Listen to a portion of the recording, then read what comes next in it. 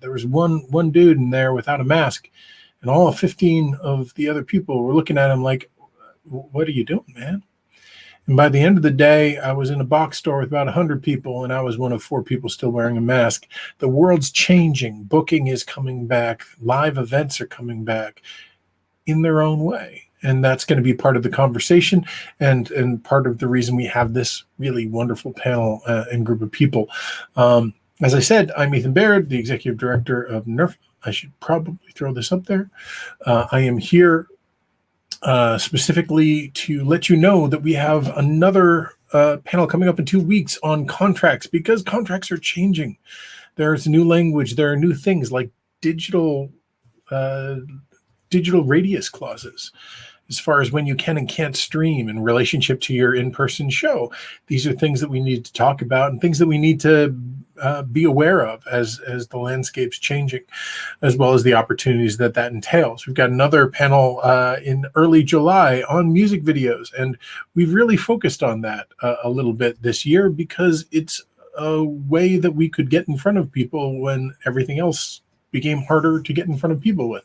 We're partnering with B&H on that, and we've got some wonderful people, including the spring winners, the spring winner, Heather Lloyd Aubrey Lloyd, will be moderating that panel with a bunch of professional videographers, sort of talking through how to start in that world and how to start utilizing those services and how to sort of build towards engaging. We are in the process of creating a new podcast, a reintroduction of the On the Griddle. We are planning our virtual conference in November. Little did we know, 2 weeks before telling everyone we weren't going to have an in-person conference, we were going to have a virtual one, that everything would open up again. That being said, we still feel like we made the right call, so we're going to be sharing more information on what that conference is going to look like. Right now, our goal that I'm going to try to hold myself to is, as of July 1st, the tickets will be on sale. And the tickets will be at a sliding scale cost, meaning we don't know what the low part of the scale is, but we're going to basically have it. So the goal is making it as open to as many people as possible. And for folks that can't even afford that lower side of the sliding scale, we are implementing a scholarship and needs program for folks that still want to participate, because we don't want to keep you out. Anyway, enough about what we're doing. Let's talk about the really fun stuff, and let's get the people on here who, are asking these questions. And in the case of some of these, have been providing spaces for artists to be asking these questions of themselves for the last year. In the space of others, have been putting together almost a manifesto on how to embrace change and things like that, as well as someone with a really wonderful background in mental health, because change is hard, and having someone sort of walk us through that would be good. So with that being said, I'm going to hand this off to my good friend, Rob Abernethy, who's going to be moderating the panel. Hey, Rod, how are you? Hey, Ethan. I am happy to be here. Really happy to be here. Well, I will let you introduce your fellow panelists while I kick myself off and go out and decide. Well, yeah, take a break, Ethan. You've been too busy. And thanks, NERFA, for having us. I'm Rod Abernethy, and I'm an artist and a performer like many of you out there. I've played at many folk alliances across the country over the years.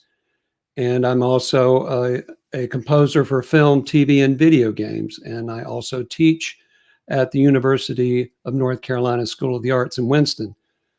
So I am happy to be here with 2 amazing people. Luther Mallory, who is an artist performance coach specializing in performance psychology. He's worked with over 700 artists in the past 7 years. He's based in Toronto.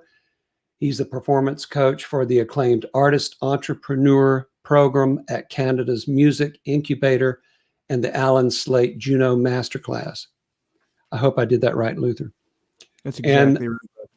We also have with us Taryn Longo, is the founder of the Mastery Studio and is a somatic trauma therapist trained in somatic experiencing, a body-based approach focusing on the way trauma is held in the nervous system.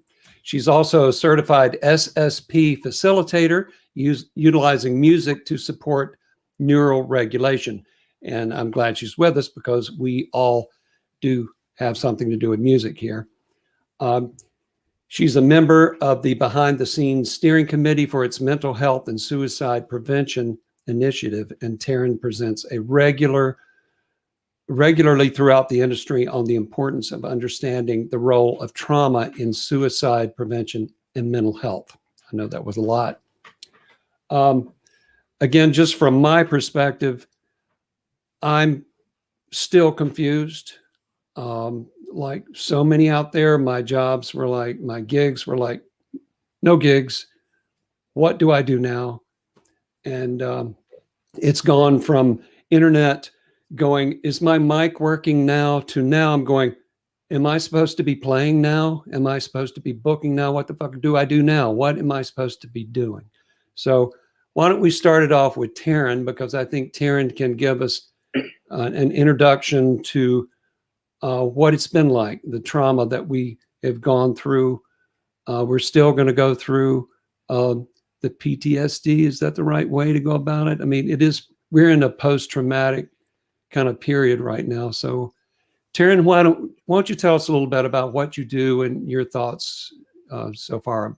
Yeah, it's up for debate if we're post yet. I don't really know if we're totally on the other side to be post. So much is still unfolding, but certainly it's been a time of trauma. And you could kind of summarize trauma as having the rug pulled out from underneath you. And I think that's one of the best ways to look at it for the industry itself, and especially for artists, touring artists.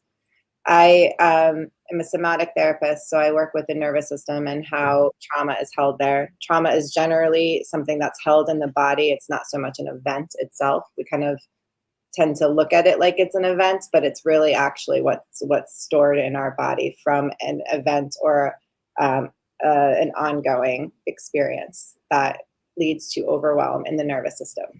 So when the rug is pulled out from underneath you, you have, your Taurus set up, you have your, your life set up, you have your work set up, you just kind of know what you're doing, at least for the most part, all the time. And then all of a sudden the lights get turned out. There's no end in sight. There's all this uncertainty. You don't know where your footing is. That is overwhelming to experience. And everything that you knew, you don't know now. And so that is the rug being pulled out from underneath you. So this time has been a time of trauma, especially for folks in the industry. A lot of my clientele out of the industry, well, the majority of the people I work with are in the entertainment industry. But out of that, the majority of the people that I work with in the industry are in the touring world. So I worked within the touring world for years, and I really saw the effects of that when the lights turned off and the tours stopped, and people's identities were taken away. I mean, there's their livelihoods. There's so much to it. So yeah, it's been a big. Well, you've probably been working on people at different tiers of touring too, like from, which it was the common denominator though for a lot of people, even if you were just touring small venues or you were touring arenas, your job stopped. Absolutely. And I work with a lot of backstage people. So, everything, trauma in the nervous system, basically we have like a window of tolerance for our life. Like life kind of can hand us all different experiences. And if we have a non-traumatized self, we can kind of go up and down with the ebb and flow of life, but it doesn't throw us into necessarily survival mode. It doesn't necessarily traumatize us. But when there's too much all at once, it's all too much to bear. It lands as overwhelm on the nervous system. And then the nervous system gets dysregulated and throws us into fight, flight, or freeze responses.